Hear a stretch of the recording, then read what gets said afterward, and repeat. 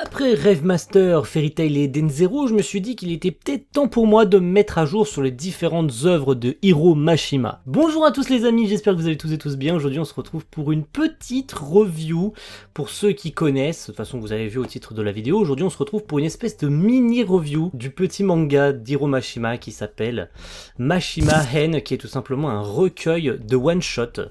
Donc on va revenir, je vais pas revenir en détail sur chacun d'entre eux, je vais y revenir brièvement et peut-être un petit peu dans le désordre, mais avant tout, qu'est-ce qu'un one-shot? Un one-shot, c'est tout simplement une histoire courte racontée sur un seul chapitre, contenant à peu près, allez, en exagérant, ça peut compter entre 50 et 100 pages. Et Mashima en a tout simplement écrit 7 durant l'année 2002, donc Rêvemaster était toujours en cours de parution à cette année-là, c'est pourquoi son style de dessin était encore, tout du moins il recherchait encore son style de dessin à cette époque-là, c'est pour ça qu'on retrouve quasi que des designs de Rave, hein, on est en 2002, c'est tout à fait normal. Et aujourd'hui, je vais pouvoir vous résumer ça en Histoire 1, un magicien, Histoire 2, deux races qui s'allient pour retrouver un magnifique grimoire, Histoire 3, une démone qui veut devenir humaine, Histoire 4, des lycéens qui veulent finir leur année, Histoire 5, une jeune magicienne qui essaye de devenir puissante, Histoire 6, un jeune garçon qui déteste Noël, et Histoire 7, des jeunes gens qui veulent devenir des super-héros connus de la société. Alors, comme je l'ai dit, je vais pas revenir en détail sur chacun d'entre eux, mais ce qui est marrant, et on le voit dans les post-face, c'est que Mashima rigole un peu de ce genre d'œuvre, en mode certains d'entre eux auraient pu devenir des mangas. Et finalement c'est très marrant, et je peux commencer d'ailleurs avec Fairy Tail. Je vais appeler ça Fairy Tail. Pourquoi? Parce que je vais essayer de le différencier de Fairy Tail. Mais cette histoire est tout simplement, et on retrouve beaucoup de designs que Mashima reprendra par la suite pour Fairy Tail 4 ans plus tard, car je vous rappelle encore une fois qu'on est en 2002, Fairy Tail sortira en 2006.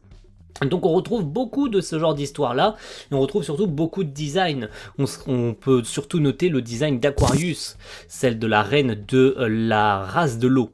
Ce qui est très marrant, voilà. On peut retrouver aussi beaucoup de ce genre d'histoire. Moi j'ai trouvé ça très marrant que Mashima raconte aussi ses expériences personnelles, notamment avec Bad Boy Song, qui est sa propre expérience personnelle. Il raconte un petit peu sa vie quand il était lycéen. C'est très drôle de voir ce genre d'histoire, voilà, ces jeunes lycéens qui sont un petit peu des racailles, mais qui à la fin de leurs études vont tout simplement réaliser un concert géant, et c'est ultra classe. J'ai adoré ce genre d'histoire. On peut aussi parler vite fait de Kokona, qui était très drôle, hein, je sais pas, j'ai vraiment adoré ce côté jeune fille très innocente qui tombe amoureuse d'un humain, mais finalement c'est une illusion, etc. J'ai trouvé ça très drôle, ce genre de parallèle aussi avec l'amitié, avec et tous les messages que Mashima finalement véhiculera quelques années plus tard, même s'il les avait déjà véhiculés, et il les véhiculait déjà avec Rêvemaster, vu qu'il était toujours en cours de parution lors de ces années-là. Mashima se cherchait toujours en termes de design, il était toujours sur ses designs d'avant, c'est-à-dire qu'il commençait en tant que mangaka, il se cherchait encore. Et c'est Fairy Tail bien évidemment que vous savez, que vous connaissez, c'est grâce à Fairy Tail qu'il trouvera son style, qui se fera beaucoup critiquer encore aujourd'hui avec Eden Zero, car on le considère qu'il reprend trop souvent les mêmes designs, mais c'est propre à l'auteur, et malheureusement on ne peut rien y faire, et c'est comme ça. Et au contraire, pour un auteur, reprendre les mêmes designs, je trouve que c'est très quali, ça veut dire qu'il a trouvé son style, ça veut dire qu'il n'en démord pas, et qu'il ne va pas arrêter et changer de style parce que les gens le critiquent en lui disant oui mais tu reprends souvent les mêmes designs. C'est comme ça, c'est son style, il l'a trouvé, et je vois pas ce que ça vous cause comme problème qu'il ait enfin trouvé son style après plusieurs années d'écriture et de dessin. Surtout que vous le savez, Mashima dessine de magnifiques pages et de magnifiques plages, de magnifiques planches. On l'a vu encore une fois avec Eden Zero, hein, il s'améliore encore grandement, et il te balance des planches, c'est absolument impressionnant. Vous vous rappelez de ma réaction sur le chapitre 98, hein, quand j'ai réagi à la planche quasi finale du chapitre 98, hein, vous la connaissez ma réaction. Wow. Oh, cette page est astronomique. Elle est extraordinaire, cette page. C'est la plus belle case qu'il ait pu dessiner de toute sa carrière. Non mais regardez-moi cette case.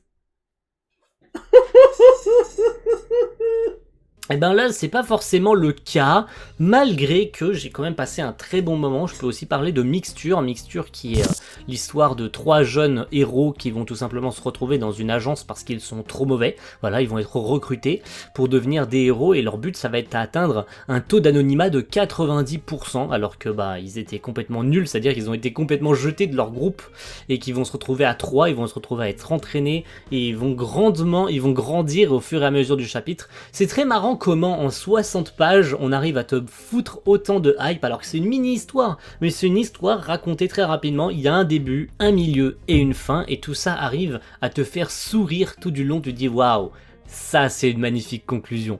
C'est ultra drôle quand Mashima en 60 pages, et c'est là qu'on peut le faire le parallèle finalement avec Fairy Tail, qui n'aurait pas dû faire plus de 10 tomes, qui aurait dû s'arrêter à l'arc Phantom Lord. Le mec a fait 63 tomes, tu vois, donc il a tellement d'éléments qui se chevauchent dans sa tête, et même avec ce genre de petit one-shot de 60 pages, il arrive à te faire marrer.